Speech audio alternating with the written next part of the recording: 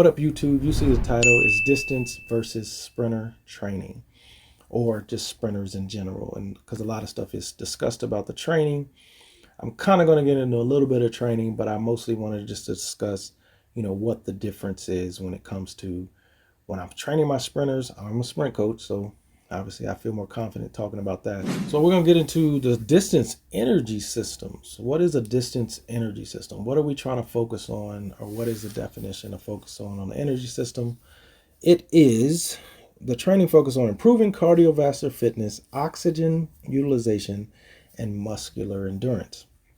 Biggest thing there is we notice, or hopefully we all notice, if you watch any distance race, Olympics, whether male or female, they don't have as much muscle as the sprinters. Because if you, as I dive into, read the sprinters energy system, which is focused on quick bursts of energy without relying on oxygen.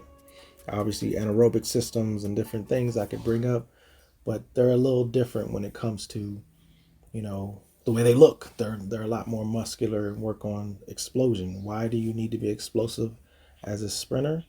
Because sprinting is a very dynamic and explosive thing.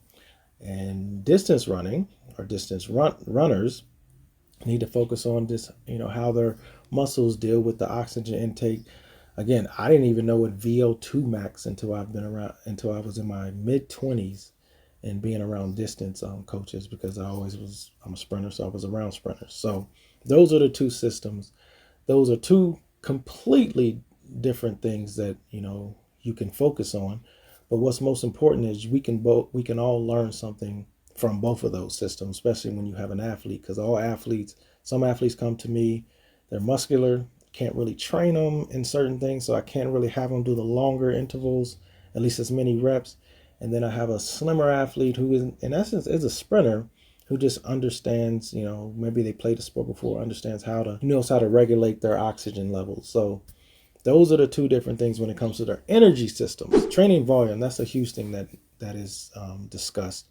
And as a distance athlete, what's training volume? It is athletes often engage in longer, continuous efforts to build endurance and gradually increase their capacity to cover longer distances. And for sprinters, training volume is sessions to focus on quality over quantity, as high intensity places significant demands on the body. So two different things right there, just based off definition. So what do I focus on when it comes to sprinters, especially in season? Let's just kind of just narrow down to in season. It's just how quick can they be in short bursts, less than 60 seconds, I should say. Anything under 60 seconds, and then you want to bring it down to 45 seconds, depending on what it is. If I have my athlete run at 60 seconds, they're getting a super long rest, like a long, and usually how sprinters work is this. I'm like, you let me know when you're ready. Take 25 minutes, take whatever. Because obviously I'm just thinking about, I'm working on this athlete something at that time. And that's not with all my athletes, but I definitely have done that before with some of the ones who understand or whose body can control that volume. On the distance side, I've watched distance runners with their coach. They have I call it a cool down. That's how it shocked me. They have them run 400 and then the cool down is a jog. I thought that was just crazy. So I was like, whoa, they don't get to stop and think about it and pray or something. But the coach at the time was talking to me about their energy system and what he's trying to develop and working on VO2 max or whatever. I was like, that's something I didn't understand. I actually would use that method, shorter distances, in the off season with the sprinters, so they can work on learning how to breathe and things. So it benefits each other, and I used it to benefit for me. I mean, obviously the sprinters think you're crazy when you say keep jogging, but it also helped them with understanding. I would say, hey, stay in good technique, but kind of trot. They're not really jogging. But anyway, pace and intensity is the last thing that I'll bring in. Again, there's many different things that you can bring in when it comes to trying to understand sprinters versus distance. Pace and intensity is what I want to talk about. Let me read the pace and intensity by definition based off distance. Distance training involves training at a moderate to high but sustainable intensity for extended periods. That just sounds like painful, but that's distance training. That's what you need. That's what you need. I mean, if you think about anything distance training at a at a pace or an intensity, again, the 4 minute mile barrier, that is something obviously is done a lot now, but that was something back in the day, 60 seconds per 400. That's fast. Some sprinters, if I had them run a 60-second and they wouldn't come back and run a 60-second of anything, if you can understand what I'm saying. But let's read the pace and intensity. For sprinters, sprint training involves training at a near maximum or maximum effort over short distances. And that's what especially in season, over short distance, I would try to give them to give as much effort as possible and allow them to rest as long as possible. Sometimes you got to cut it short because some athletes try to take advantage of it. But for the most part, I try to keep, at minimum 3 minutes, depending. Definitely that is, 5 minutes for most of the time for my sprinters that I train. In season, like we're heart of the season or we're getting close to where we're ramping up, 15 minutes between.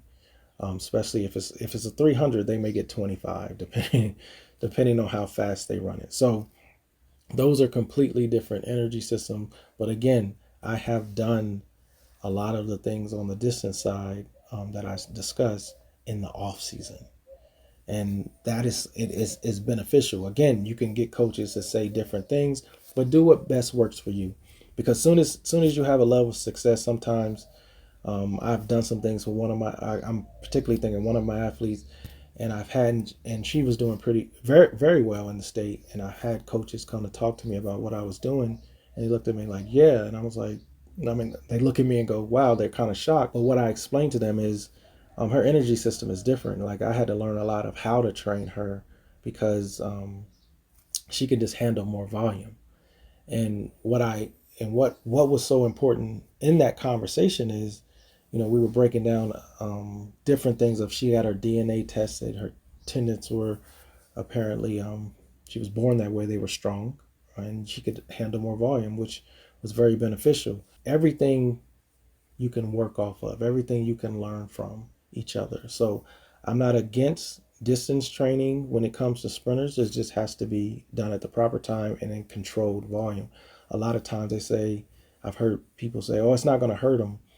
And I don't mean actually injure them, but it may not mentally. As a sprinter, you always want to feel fast. So that's why I try to do any and everything. Jump rope, always throwing that out there so they can feel fast. Anything where they can feel fast or feel like they're working on something. I'm not saying distance athletes are different, but again, I'm not a distance coach. But anybody I've trained all the way up to the 800.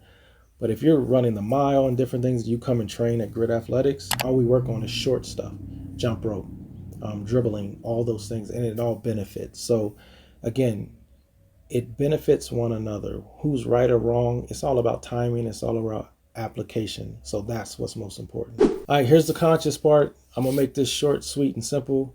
Explore outside your comfort zone. Peace out, YouTube. Hey, folks. Thank you for watching. Like, comment, subscribe. Oh, yeah, hit that bell.